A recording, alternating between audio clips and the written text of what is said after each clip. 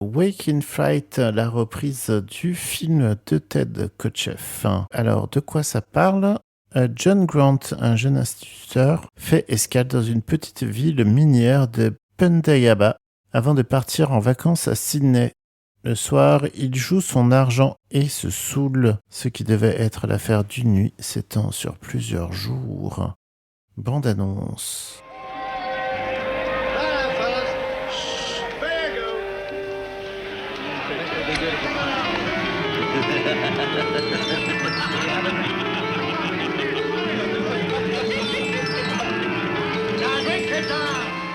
Alors Martin, Ouais. tu voulais nous parler de Wake in Fright.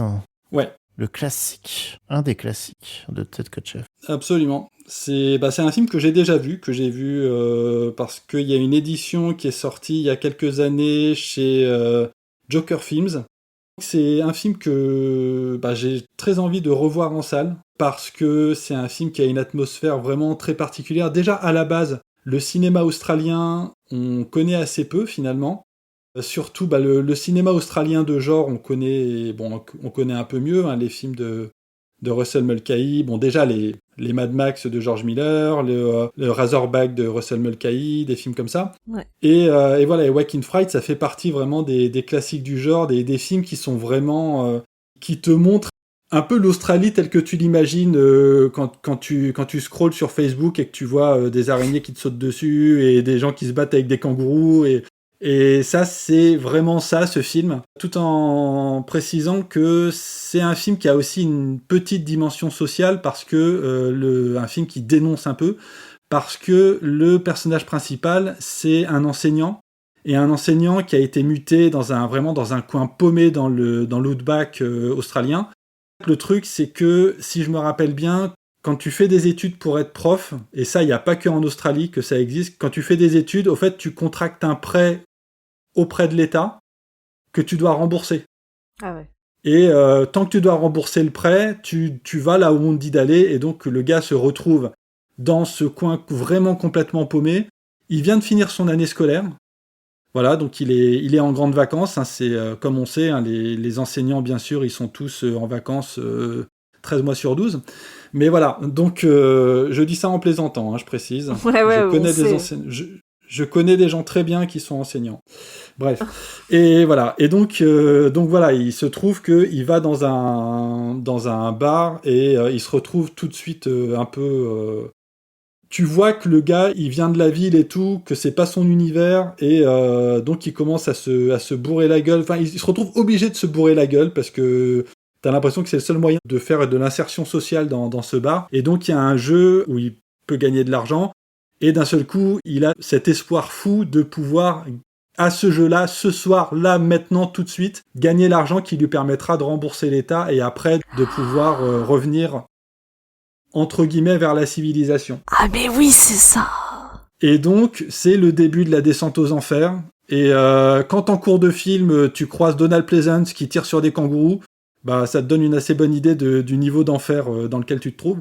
Et donc, c'est un film qui est vraiment hyper prenant, qui est hypnotique dans ce qu'il te montre. Vraiment, t'es embarqué avec le gars, tu deviens son compagnon de galère.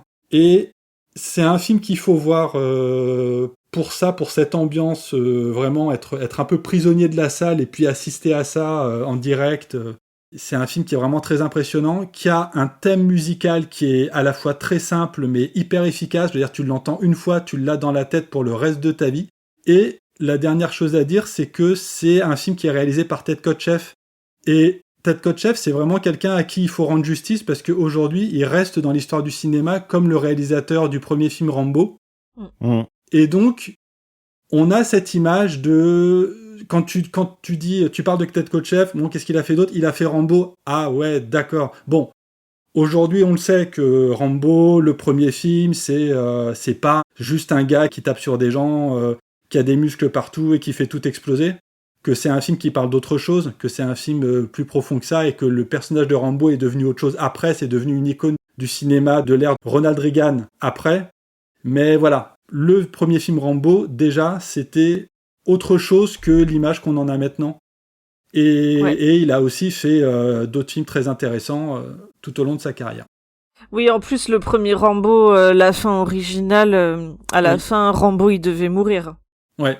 Ouais, en fait, il ordonnait même au colonel, là, j'ai un trou de mémoire sur son nom. Trotman, ouais. Ouais, de le flinguer, en fait. Enfin, c'était tellement tragique. Elle existe, la scène, hein, elle est sur YouTube. Ouais.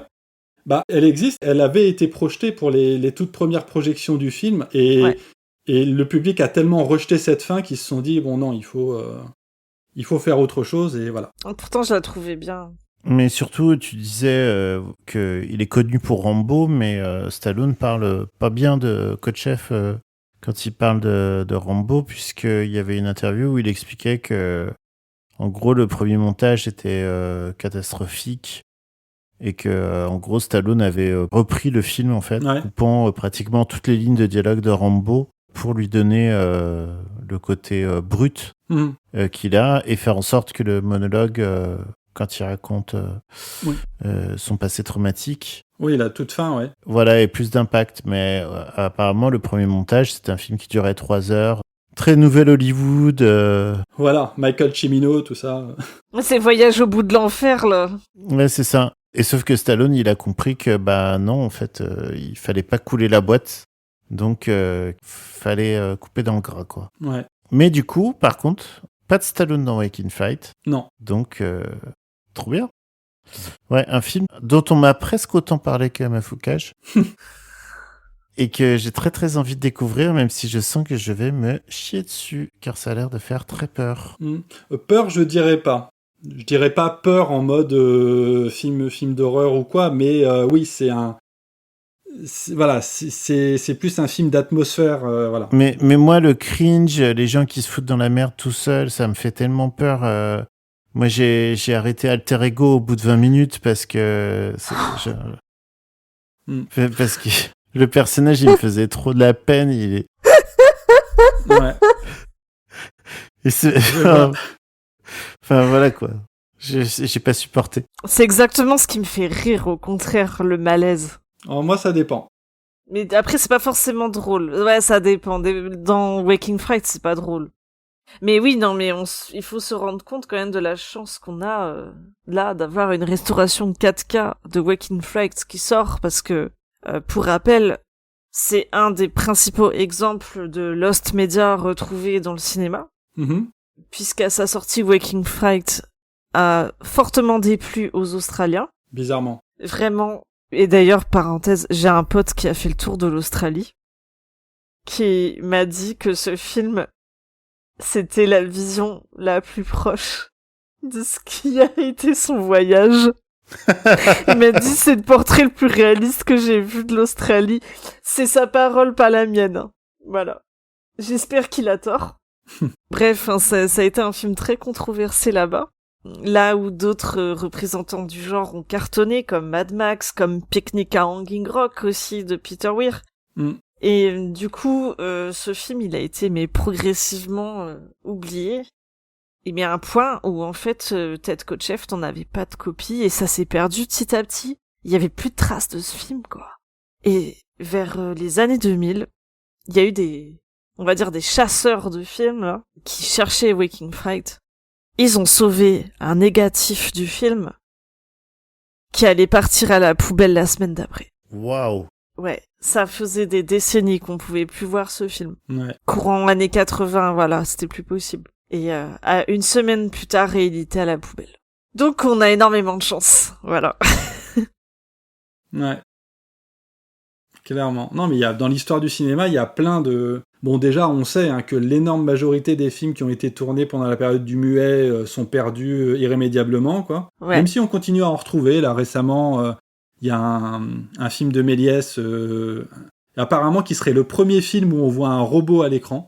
Trop bien. Je crois que c'est Gugus et l'automaton ou un truc comme ça, comme quoi on continue à retrouver des films qu'on croyait totalement disparus.